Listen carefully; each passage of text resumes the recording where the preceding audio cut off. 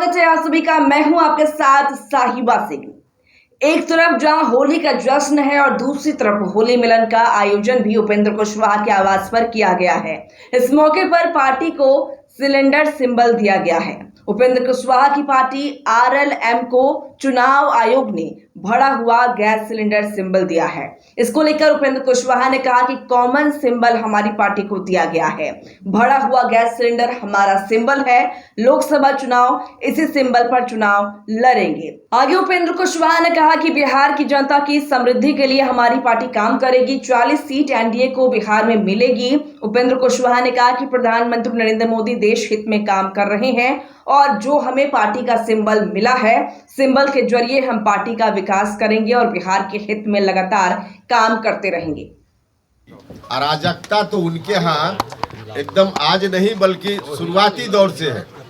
तो जहाँ आरजेडी है वहाँ अराजकता की स्थिति न हो, यह कैसे आप समझ सकते हैं, कैसे कह सकते हैं। दूसरी चीज कि उस गठबंधन में जितने लोग हैं सबको चुनाव का परिणाम मालूम है पहले से कि चुनाव में कहीं जीतना नहीं है, तो आपस में एक दूसरे के खिलाफ ही लोग टकरा रहे हैं।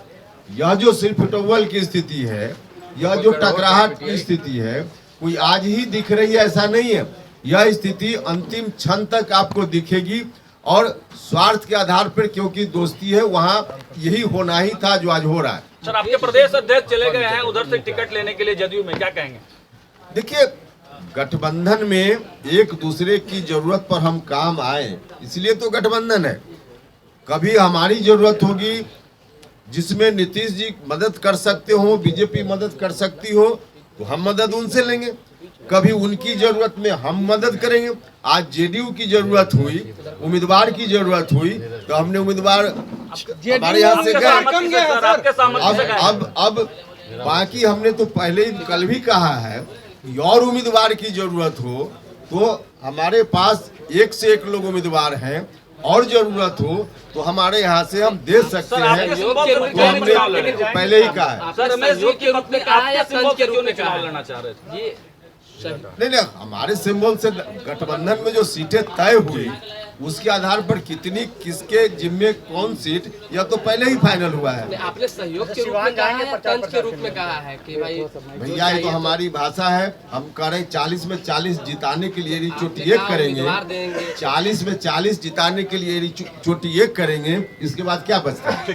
तो फिलहाल अगली व्यवस्था होने तक प्रभारी अध्यक्ष के रूप में अभी के संगठन में जो सीनियर उपाध्यक्ष हैं उनको प्रभारी अध्यक्ष के रूप में पार्टी ने तय किया है देना। मदन चौधरी जी पहले ही से पार्टी के सीनियर उपाध्यक्ष हैं, तो इनको बतौर प्रभारी अध्यक्ष के रूप में अभी फिलहाल अगली व्यवस्था होने तक इनको जवाबदेही दी जा रही है। मदन चौधरी जी प्रभारी अध्यक्ष राष्ट्रीय लोक मोर्चा।